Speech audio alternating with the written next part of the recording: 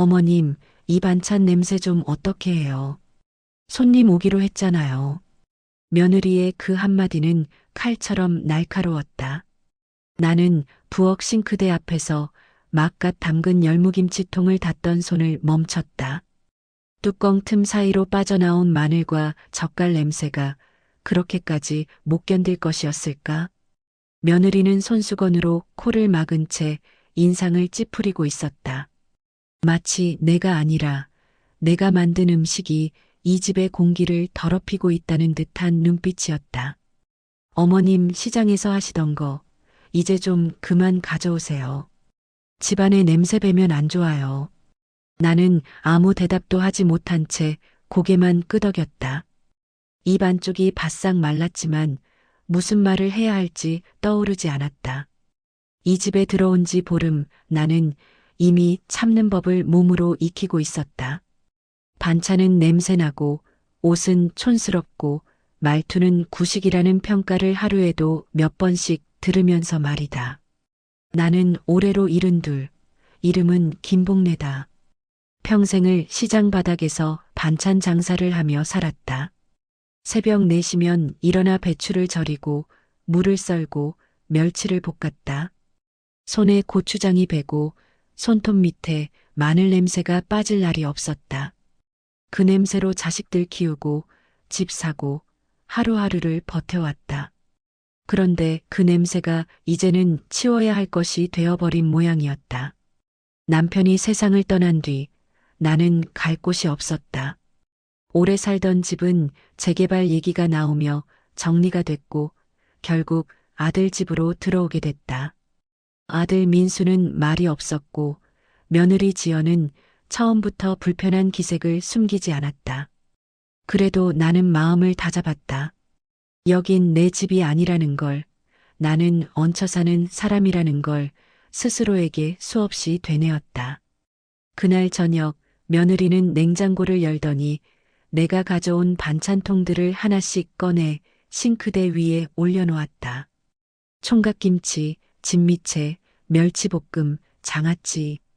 하나같이 내가 수십 년 해오던 방식 그대로 만든 것들이었다.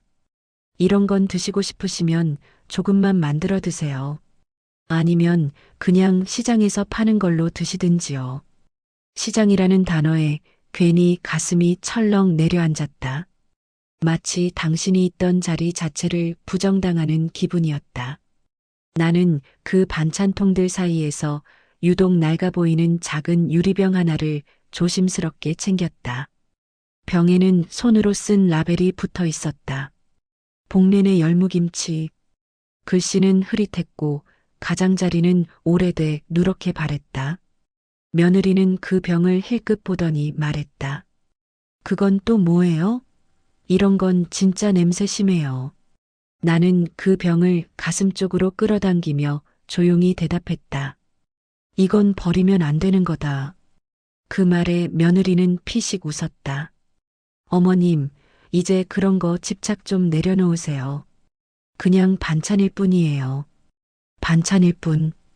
그 말이 귓가에 오래 남았다. 며느리는 몰랐다. 그 작은 유리병 하나가 내가 평생을 지켜온 마지막 증거라는 걸. 그 레시피와 이름이 훗날 이 집안의 공기를 완전히 바꿔놓게 될 거라는 사실을 말이다.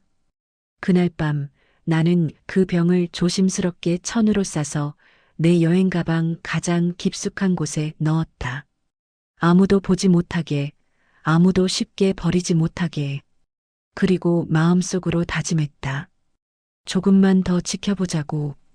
이 집 사람들이 이 냄새를 어떻게 대하는지 끝까지 보자고. 다음 날 아침 집안은 이상할 만큼 조용했다. 거실에 걸린 시계 초침 소리만 또각또각 울렸고 나는 그 소리를 들으며 부엌 식탁에 앉아 있었다. 며느리는 아침을 차리지 않았다. 정확히 말하면 나를 제외한 아들과 자기 목만 준비해 둔 상태였다. 프라이팬에 남은 달걀 냄새와 토스트 부스러기가 식탁 위에 그대로 남아 있었다. 어머님은 아침 안 드셔도 되죠? 며느리 지연은 물어보는 척도 하지 않고 말했다. 나는 고개를 끄덕였다. 괜찮다고, 배가 고프지 않다고 말했지만 사실은 전날부터 아무것도 넘기지 못한 상태였다. 속이 쓰린 건 배 때문이 아니라 마음 때문이었다. 아들 민수는 신문을 넘기며 아무 말도 하지 않았다. 며느리와 나 사이의 공기를 모르는 척 아니면 정말 모르는 척하고 있는 얼굴이었다. 나는 그 모습이 더 서러웠다. 한때는 시장 좌판 한켠에서 김치통을 옮기며 엄마 손 조심해라고 말하던 아이였다. 그런데 지금은 내가 이 집에서 어떻게 취급받는지 애써 외면하고 있었다. 며느리는 갑자기 자리에서 일어나 냉장고를 열었다. 그리고 전날 밤 내가 넣어둔 반찬통들을 하나하나 꺼내더니 큰 비닐봉지에 쓸어 담기 시작했다. 아무 말 없이 너무 자연스럽게. 지연아, 그건. 내가 말을 꺼내기도 전에 며느리는 냉정하게 잘랐다. 어머님 말씀드렸잖아요. 이런 건 집에 두면 안 좋다고요. 냄새도 그렇고 위생도 그렇고요. 비닐봉지 안에서 반찬통들이 서로 부딪히며 둔탁한 소리를 냈다. 그 소리가 꼭 내 가슴을 두드리는 것 같았다. 나는 자리에서 일어나 봉지 쪽으로 다가갔다. 그 안에 어제 숨겨두었던 그 작은 유리병이 보였다. 그 병은 안 된다. 이번에는 목소리가 나도 모르게 떨렸다. 며느리는 잠시 나를 바라보더니 한숨을 쉬며 말했다. 어머님, 진짜 왜 이러세요? 이 집은 이제 제 집이기도 해요. 시장 냄새 나는 반찬 때문에 손님들 오기 싫어지면 누가 책임져요? 그 말에 아들이 처음으로 고개를 들었다. 하지만 나를 보지 않았다. 며느리를 보며 조용히 말했다. 그냥 버릴 건 버리자. 그 한마디로 내 마음 안에서 무언가가 툭 끊어졌다. 나는 더 말하지 않았다. 대신 비닐봉지 속에서 그 유리병만 꺼내 조용히 품에 안았다. 며느리는 고개를 저으며 말했다. 도대체 그게 뭐라고? 나는 대답하지 않았다. 설명해봐야 이해하지 못할 걸 알고 있었다. 아니, 이해할 마음이 없다는 걸 이미 알고 있었다. 나는 방으로 돌아와 가방을 열고 그 병을 다시 깊숙이 넣었다. 그리고 그 옆에 오래된 서류 봉투 하나를 함께 넣었다. 아무도 눈길 주지 않던 봉투, 그러나 그 안에는 내 이름이 또렷하게 적혀 있었다. 그 순간 처음으로 확신이 들었다. 이 집 사람들은 아직 모른다. 내가 왜 이 반찬을 끝까지 놓지 않는지, 그리고 왜 지금까지 아무 말도 하지 않고 있는지. 조금만 더 기다리면 된다. 이 냄새를 버리려 했던 사람들이 결국 이 냄새 앞에 서게 될 날이 올 테니까. 그날 오후 나는 혼자 집을 나섰다. 며느리는 어디 가냐 묻지도 않았다. 문을 닫는 소리가 집안에 울렸지만 누구 하나 나오지 않았다. 계단을 내려오며 나는 자연스럽게 손가방을 꼭 쥐었다. 안에는 그 유리병이 아니라 오래된 수첩 한 권이 들어 있었다. 겉표지는 헤어져 있었고 종이는 누렇게 변색돼 있었다. 동네 시장은 여전히 그 자리에 있었다. 예전보다 좌판은 줄었고 프랜차이즈 간판이 눈에 띄게 늘었지만 냄새만큼은 그대로였다. 마늘 볶는 냄새, 생선 비린내, 김치 국물의 시큼한 향. 나는 그 냄새를 맡자마자 숨이 조금 편해졌다. 이곳에서는 그 누구도 내 냄새를 문제 삼지 않았다. 어이구, 복내 아주머니? 반찬가게 앞에서 누군가 나를 불렀다. 예전에 내 옆 좌판에서 장사를 하던 순자였다. 나보다 몇 살 어렸지만 시장에서는 늘 언니라고 불렀다. 그녀는 나를 위아래로 훑어보더니 한숨처럼 웃었다. 요즘은 장 안 나오시더라. 어디 편찮으신 줄 알았지. 나는 괜찮다고 말했다. 그냥 집에 일이 좀 있다고. 그 말에 순자는 고개를 끄덕이며 말했다. 그럴 줄 알았어. 다들 그러더라. 집에 들어가면 장사꾼 냄새 난다고 싫어한다지. 그 말에 나는 잠시 말을 잃었다. 순자는 내 표정을 보고 더 말하지 않았다. 대신 가게 안쪽에서 작은 통 하나를 꺼내 내밀었다. 내가 예전에 만들던 방식 그대로 담근 무말랭이였다. 아직도 그 레시피 찾는 데 많아. 당신 김치 맛, 그냥 반찬 맛 아니었잖아. 나는 그 말을 듣는 순간 가슴 안쪽에서 오래 묵은 기억이 슬며시 움직였다.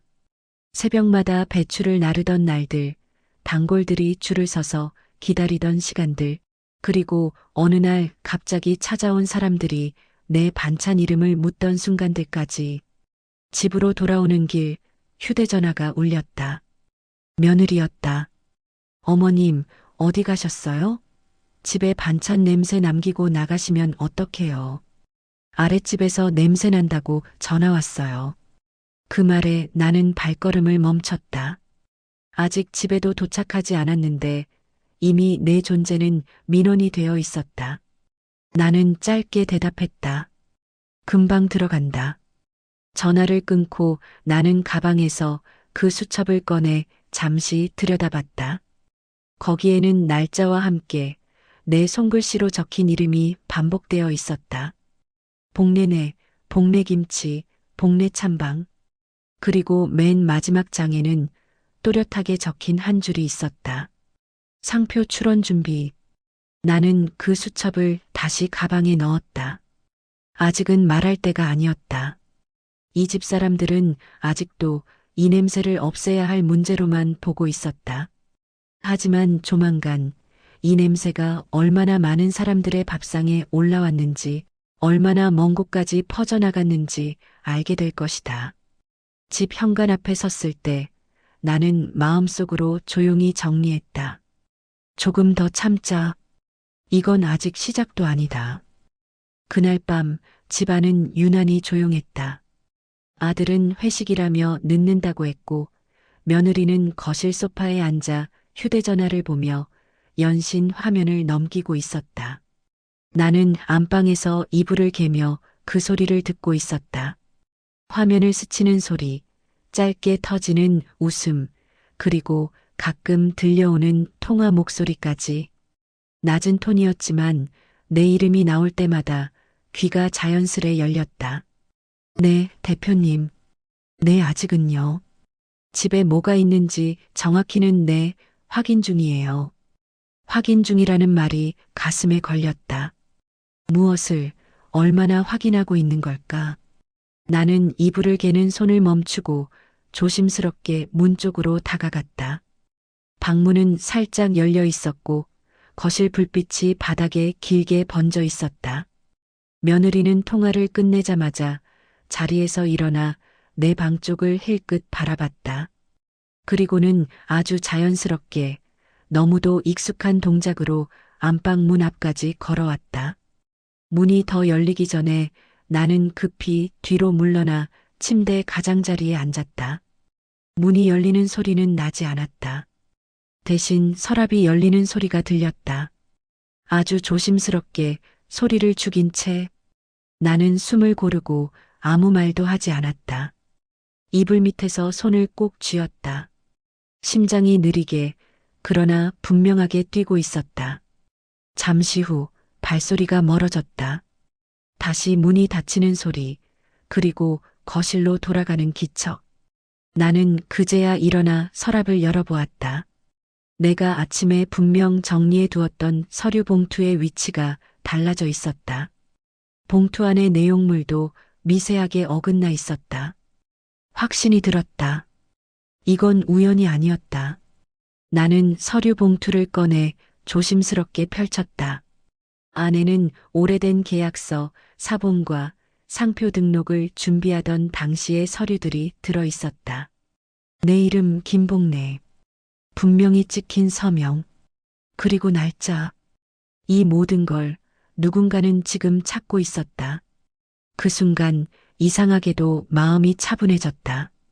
화도 나지 않았고 서럽지도 않았다.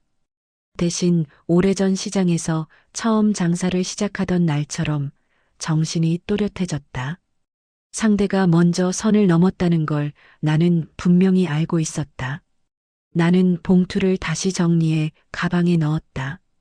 그리고 가방을 침대 옆이 아니라 문이 바로 보이는 자리에 두었다. 이제 더는 숨길 이유가 없었다. 이 집에서 누군가 나를 정리 대상으로 보기 시작했다면 나 역시 더 이상 참기만 하는 사람이 아닐 테니까. 불을 끄고 누운 뒤 나는 천장을 바라보며 속으로 말했다. 찾고 싶으면 찾아보라고. 하지만 진짜 중요한 건 이미 내 손 안에 있다고. 며느리의 태도는 그날 이후 미묘하게 달라졌다. 노골적인 말은 줄었지만 대신 지나치게 친절해졌다. 아침마다 커피를 내려주고 병원은 괜찮으냐 묻고 어머님 요즘 얼굴 좋아지셨어요. 같은 말을 아무렇지 않게 건넸다. 나는 그 변화가 더 불편했다. 갑작스러운 친절은 언제나 계산이 끝났다는 신호였으니까. 며칠 뒤 며느리는 내게 같이 나가자고 했다. 동네 마트라며 무거운 것도 있으니 함께 가자는 말이었다. 장바구니를 들고 나란히 걷는 동안 그녀는 유난히 이것저것 물었다.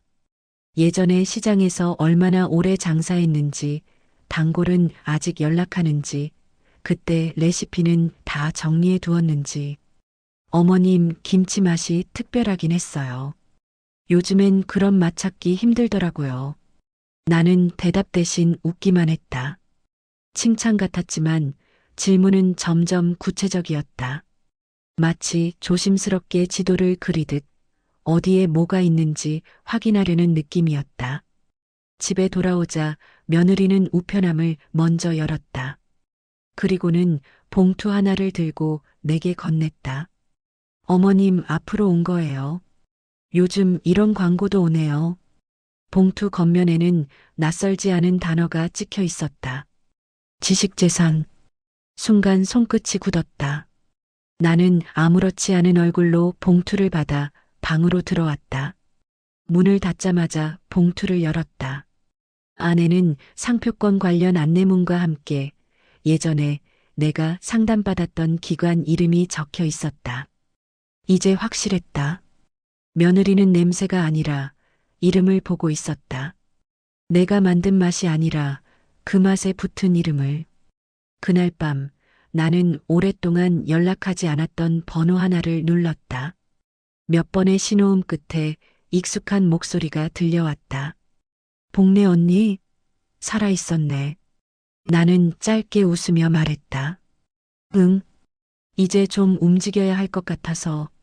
전화를 끊고 나니 마음이 오히려 가벼워졌다. 숨기기만 하던 시간은 끝났다. 이제는 준비할 차례였다. 내가 만든 맛이 어디까지 갔는지, 누가 그 이름을 쓰고 있는지, 그리고 그 이름의 주인이 누구인지. 며느리는 아직 모른다. 자기가 찾고 있는 게 이미 너무 커져버렸다는 사실을. 며칠 뒤 집 전화가 울렸다. 요즘은 거의 울리지 않는 전화였다. 며느리는 휴대전화를 쓰고 아들은 회사 일로 바빴다. 수화기를 든 건 나였다. 김복래님 되십니까? 차분한 남자 목소리였다. 나는 그렇다고 답했다. 저는 청미식품 품질관리팀입니다. 예전에 선생님 성함이 적힌 레시피 관련 기록을 확인하던 중 연락을 드리게 됐습니다. 순간 심장이 한 박자 늦게 뛰었다. 나는 잠시 말을 멈췄다가 조용히 물었다. 무슨 일로 연락을 했느냐고. 상대는 조심스럽게 설명했다.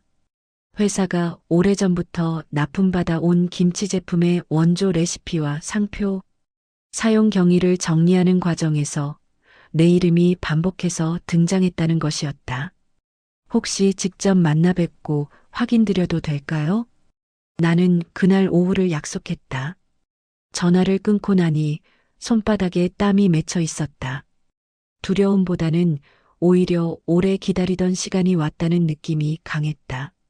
나는 서류 봉투를 꺼내 하나하나 다시 확인했다. 낡았지만 모든 날짜와 서명은 분명했다. 문득 현관 쪽에서 소리가 났다. 며느리였다. 그녀는 내 표정을 한번 보고는 아무렇지 않게 물었다. 어머님, 무슨 전화예요? 나는 잠시 그녀를 바라보다가 대답했다. 예전에 장사하던 데서. 그 말에 며느리의 눈빛이 아주 잠깐 흔들렸다. 그러나 곧 웃으며 말했다. 아, 그런 거면 괜히 신경 쓰지 마세요. 다 옛날 일이잖아요. 옛날 일. 나는 고개를 끄덕였다. 하지만 속으로는 정확히 알고 있었다. 어떤 일은 시간이 지나도 끝나지 않는다. 다만 드러나지 않고 쌓일 뿐이다. 약속 시간에 맞춰 집을 나서며 나는 가방을 챙겼다. 안에는 그 수첩, 서류 봉투, 그리고 오래된 유리병 사진 한 장이 들어 있었다. 며느리는 내가 어디 가는지 묻지 않았다. 하지만 현관문이 닫히는 순간 뒤에서 시선이 따라오는 걸 느꼈다. 엘리베이터 안거울에 비친 내 얼굴은 생각보다 담담했다. 두려움은 없었다. 대신 확신이 있었다. 이제 누가 누구의 냄새를 버리려 했는지, 누가 누구의 이름을 쓰고 있었는지 조만간 분명해질 것이다. 약속 장소는 집에서 멀지 않은 작은 사무실이었다. 번듯한 빌딩도 화려한 간판도 없었지만 안으로 들어서자 공기는 단정했고 책상 위 서류들은 가지런했다. 나는 그곳이 마음에 들었다. 쓸데없는 말 없이 기록으로 말하는 곳이라는 느낌이 들었기 때문이다. 중년 남자가 자리에서 일어나 인사를 했다. 깔끔한 셔츠 차림, 말투는 공손했고 눈빛은 분명했다. 그는 내 이름을 다시 한번 확인한 뒤 준비해 온 파일을 조심스럽게 열었다. 김복래 선생님, 현재 시중에 유통 중인 청미김치 제품군 중 일부는 선생님 성함이 포함된 초기 레시피 기록과 상당 부분 일치합니다. 그는 말로 설명하지 않았다. 대신 서류를 한 장씩 넘겼다. 오래된 수기 레시피 사진, 거래 메모, 그리고 내가 기억 속에서만 간직하고 있던 표현들이 그대로 인쇄돼 있었다. 숨을 죽이고 버무릴 것, 양념은 욕심내지 말 것. 분명 내 글씨, 내 말투였다. 상표권은 현재 다른 법인 명의로 등록돼 있습니다. 다만 출원 시점과 경위에 문제가 있어 보입니다. 나는 그 말을 듣고도 놀라지 않았다. 이미 예상하고 있었기 때문이다. 다만 그가 이어서 한 말에 손끝이 잠시 떨렸다. 선생님이 원하신다면 정식으로 원조 권리자 확인 절차를 진행할 수 있습니다. 시간이 좀 걸리겠지만 결과는 명확해질 겁니다. 명확해진다. 그 말이 이상하게도 오래 마음에 남았다. 나는 잠시 생각한 뒤 고개를 끄덕였다. 진실만 밝혀지면 됩니다. 그걸로 충분해요. 사무실을 나서며 나는 창문에 비친 내 모습을 봤다. 여전히 평범한 노인 모습이었다. 하지만 이제 안다. 겉모습과는 상관없이 내 이름이 다시 불릴 날이 오고 있다는 걸. 집으로 돌아오는 길 며느리에게서 메시지가 와 있었다. 어디세요? 오늘 저녁엔 손님 오는데요. 나는 잠시 화면을 바라보다가 답장을 보내지 않았다. 손님이 오든 말든 이제 이 집에서 준비해야 할 건 음식이 아니라 진실이었다. 그날 저녁 며느리는 평소보다 더 분주했다. 거실 테이블 위에는 포장 음식과 와인, 과일이 가지런히 놓였고 집안에는 인위적인 향이 퍼져 있었다. 내가 만든 냄새를 지우려는 듯 방향제를 몇 번이나 뿌린 흔적이 역력했다. 손님은 며느리의 지인이자 식품 유통 쪽에서 일한다는 사람이었다. 나는 초대받지 않았지만 식탁 한쪽에 조용히 앉아 있었다. 며느리는 나를 의식하지 않는 척했지만 대화는 의도적으로 들리게 흘러갔다. 요즘 반찬 브랜드 하나 준비 중이에요. 스토리가 중요하잖아요. 집에서 전해 내려온 레시피 같은 거요. 그 말에 나는 젓가락을 내려놓았다. 아들은 와인을 따르며 웃었고 손님은 고개를 끄덕이며 관심을 보였다. 며느리는 자연스럽게 말을 이었다. 이름도 거의 정해졌어요. 정감 있고 시장 느낌도 나고. 나는 그제야 천천히 고개를 들었다. 그리고 조용히 말했다. 그 이름 누구 겁이니? 순간 식탁 위 공기가 멎었다. 며느리는 당황한 표정을 감추려 애쓰며 웃었다. 어머님, 또 그런 말씀을. 나는 가방에서 서류 봉투를 꺼내 테이블 위에 올려놓았다. 봉투 안에서 몇 장의 종이가 드러났다. 오래된 레시피 사본, 상표 출원 준비 기록, 그리고 오늘 오후 사무실에서 받은 확인 자료까지. 이름에는 주인이 있다. 그냥 음식 이름이 아니라 사람이 살아온 시간이다. 아들은 처음으로 서류를 똑바로 보았다. 손님 역시 말없이 종이를 넘겼다. 며느리는 더 이상 말을 잇지 못했다. 그제야 나는 알았다. 이 집에서 처음으로 내 냄새가 사라지지 않았다는 걸. 그날 밤 나는 방으로 돌아와 가방을 닫았다. 싸움은 끝이 아니라 시작이었다. 하지만 이번에는 내가 숨지 않아도 되는 시작이었다.